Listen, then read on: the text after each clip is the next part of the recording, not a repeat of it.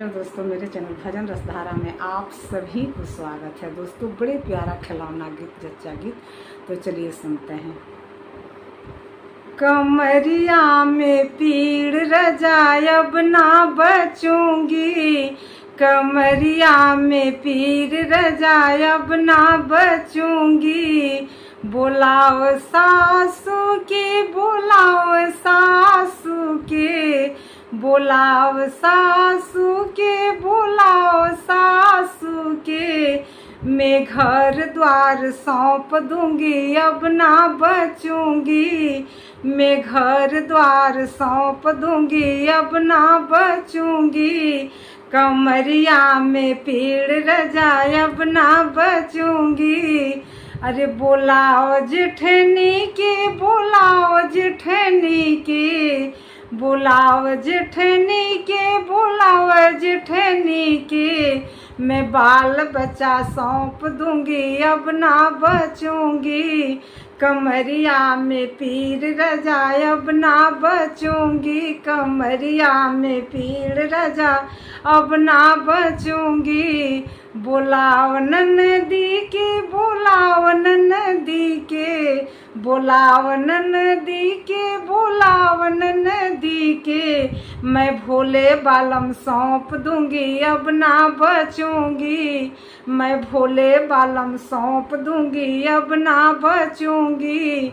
कमरिए में पीड़ रजाय अब ना बचूंगी, कमरिया में पीड़ रजा अब ना बचूंगी। अरे भैले लालन मन हरसित भैले, भैले लालन मन खुश होई गईले। बुलाओ सासू के, बुलाओ सासू के। मैं घर द्वार वापस लूंगी, अब ना मरूंगी। मैं घर द्वार वापस लूंगी, अब ना मरूंगी। कमरिए में पीड़ रजाय अब ना बचूंगी।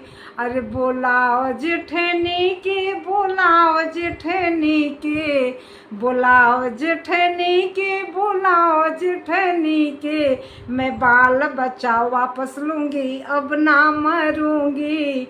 मैं बाल बच्चा वापस लूंगी, अब ना मरूंगी। कमरिए में पीड़ रजाय अब ना बचूंगी।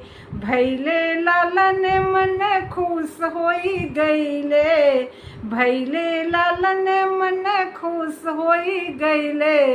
बुलाव ननदी के, बुलाव ननदी के।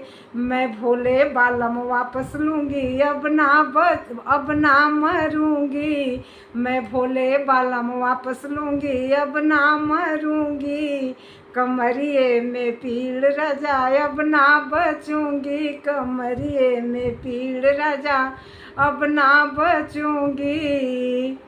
बड़े स्वार्थी भाभी थी। पहले तो कहने लगी कि चलो अब तो बचूंगी नहीं, अब दे दो। होते ही सबको वापस मांगने लग गई। कैसा लगा दोस्तों ये जच्चा गीत? अच्छा लगा हो तो कमेंट बॉक्स में जय माता दी जरूर लिखिएगा, एक लाइक जरूर कीजिएगा। फिर मिलते हैं कोई अच्छे से अच्छे भजन के साथ। तब तक के लिए नमस्कार।